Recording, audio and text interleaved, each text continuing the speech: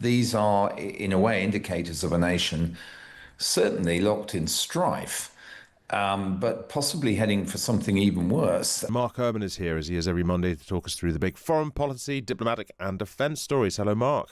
Good morning, Hugo. Good morning. Thanks for being with us. Let's start in Minnesota, where protests are continuing after the death of Alex Pretti, an ICU nurse who was shot and killed on Saturday by federal immigration agents. The governor, has called this an inflection point in American history, arguing that the state has taken the life of a citizen and then asked the world to accept that it was justified. Where does this, do you think, Mark, leave Donald Trump specifically? Because he seems to be sort of wavering about it. Yeah, I mean, look, I suggested we talk about this because you might argue this is not foreign policy, it's American domestic policy. But I think this is getting to a point now where America's image on the world stage, but also its ability to act in certain ways, are being affected by this crisis.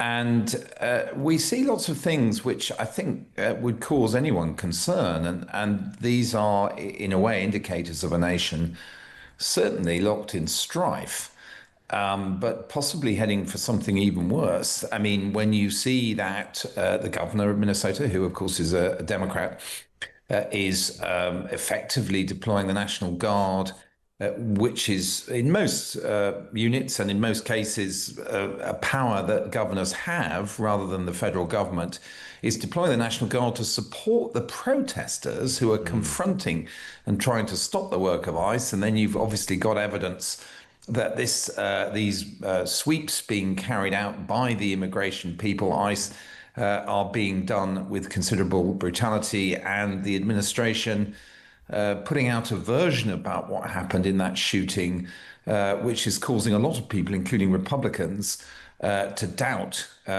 whether it's the truth and whether this hasn't gone too far in terms of bringing America to the point of civil strife. So I think all of these things are now affecting the body politic. They're affecting Trump, as you say. He must be worried about it. He must be thinking about the midterm elections. We know that these raids, while they initially did have a positive effect, particularly with the MAGA base in terms of driving immigration right down and repatriating illegal migrants, it's now got to a point where it's very counterproductive in polling terms. And who knows, we may be talking about Iran or something else as well this morning, but we may get to a point where the president seeks some other action on the international stage in order to distract from this. I mean, domestically is the problem the actions of ICE, or is the problem the existence of ICE? Because as a few people have pointed out this morning, Trevor Phillips specifically, this is not unusual behavior from an American police force. The mere fact is just that there's there's another one now that has a sort of a more politically salient existence, rather.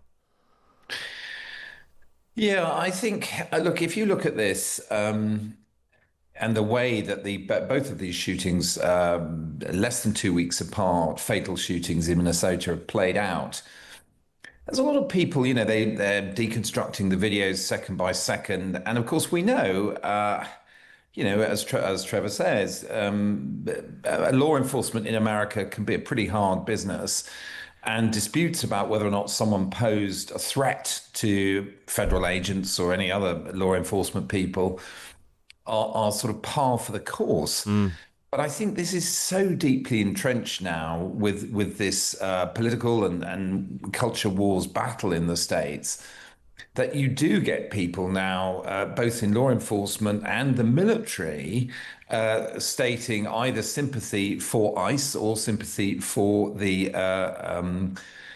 protesters. And it's all getting into quite dangerous territory, I think, in terms of breaking down national cohesion there.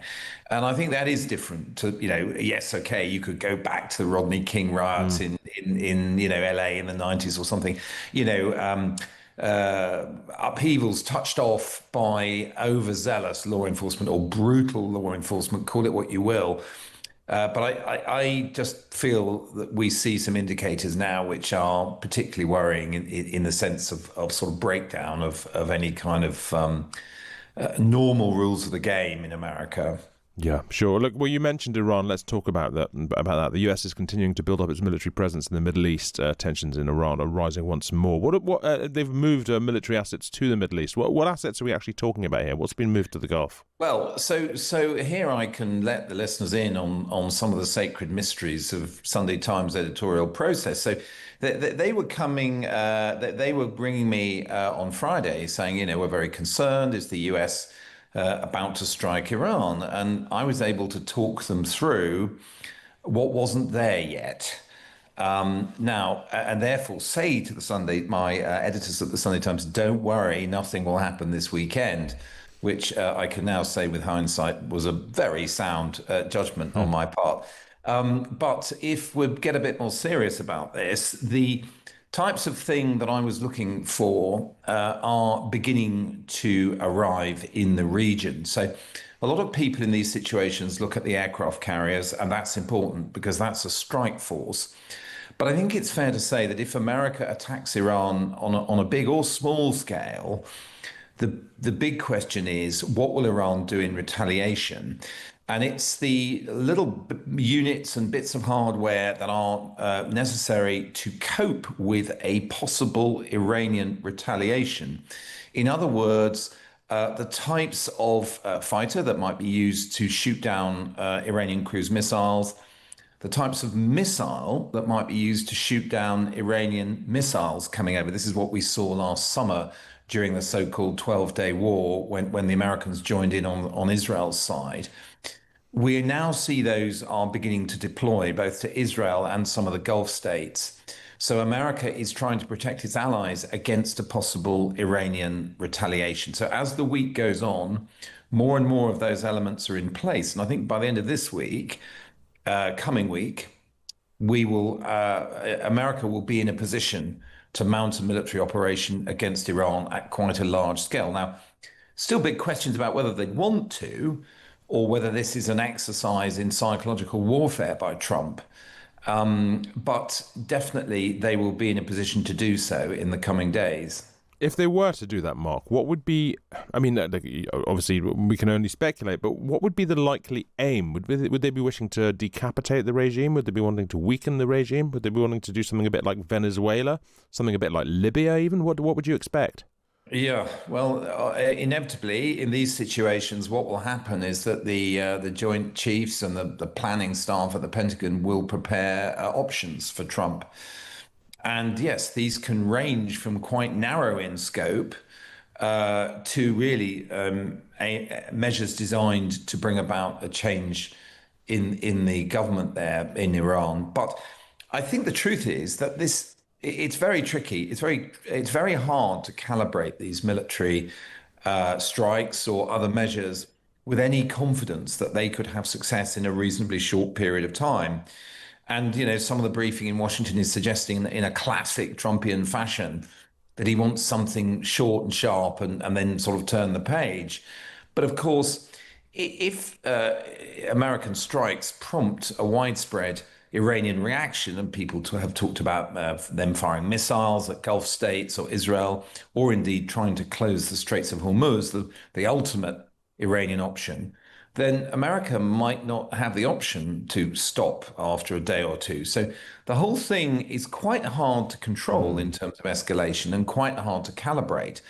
Now, undoubtedly, there are certain steps that could be taken at a fairly limited level. For example, attacking the headquarters of the Republican Guard, the Basij militia, these organizations, coercive organizations that have been responsible for killing thousands of people in Iran this month who were demonstrating. And then you can go right up to in a sense, the most hardcore or heavy duty option, which would be an attempt to kill the supreme leader, Ayatollah Ali Khamenei, and to bring about regime change in that way, which, it could have all sorts of regional and national consequences in Iran that would be very hard for us to speculate about now in advance. Let's talk, Mark, finally about your excellent column in the Sunday Times this weekend that looked at a post-NATO world. I was particularly fascinated by what you were saying about how independent Britain's armed forces could be if we had to cope without the United States, particularly about Trident. Tell us about that. Well, so the article was really based on the idea, which we are now starting to hear from certain people in the defence and security world in the UK, post the Greenland affair and the threat to put more tariffs on Britain, which, as we know, Trump walked back on if we supported the Greenlanders about are we too dependent on the US for our defense and security? And I think most of the experts, I quoted George Robertson, I mean, the former Secretary General of NATO, and in that sense, an absolutely convinced Atlanticist. Uh, he said to me, yeah, yes, we are in technology too dependent on the US. And some people go further than that, and they're starting to think about how could we, in any sense, rebuild some of our independence in critical areas. And the two key ones that are always cited by people in that world are Trident, the nuclear missile system, and GCHQ, which is basically wired into the American global eavesdropping network, and through which we receive huge amounts of intelligence from America. Now, in regard to Trident, it is largely independent. I think a certain amount of mythology has built up. There is no kill switch. There's no way the Americans could stop us firing it. And the submarines go over pretty occasionally, actually. It's roughly every 10 to 15 years and collect a new set of missiles.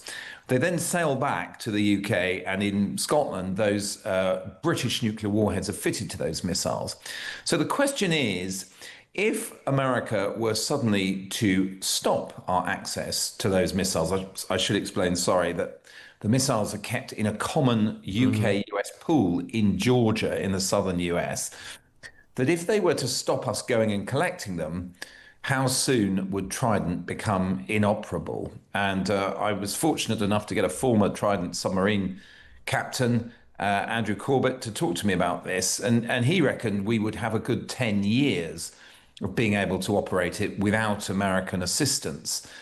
But would 10 years be enough to come up with an alternative? Because these systems, as we know, are hugely expensive and take a long time to develop. So those are the kind of questions people are now thinking about a little bit more seriously in Whitehall. I mean, something that fascinated me about that was the fact that the nuclear part is already ours. We're just getting the missile from the Americans. Surely we can just copy a missile, can't we? Or is it more complicated than that? I mean, surely it is. But yeah, it's a ballistic missile. The exact range is classified, but it's somewhere in the region of 4,500 miles. It's a large, sophisticated piece of kit. And we decided, and clearly, in hindsight, it was a mistake that as an economy measure, if we and the Americans just had a common pool, several hundred of them, kept over in Georgia and put into deep maintenance over there, and we just went over and drew our dozen or 16 or whatever it was per time that we would send a submarine over, that would be a saving. Now, of course, one way that we might be able to regain that independence would be to bolt on a missile storage and deep maintenance facility, probably somewhere in Scotland, onto the deal we've got to replace Trident. Of course, it would cost, but it would allow us to keep and maintain our own set of missiles. So possibly that's the cheapest mitigation there in terms of making us less dependent on the US. Other people have been talking about more radical ideas like, could we use the French ballistic missile? Developing our own would certainly be a matter of many billions. And given how straitened our finances are and the government's reluctance even to commit to the targets it's already committed to, commit the money to making those increases in defence spending real. I think, the devil in the deep blue sea here for Britain is that we sense now that we need to take some of these measures to bolster our defences in general and make them a bit less dependent on the US. But we're really strapped for cash and none of this comes cheap.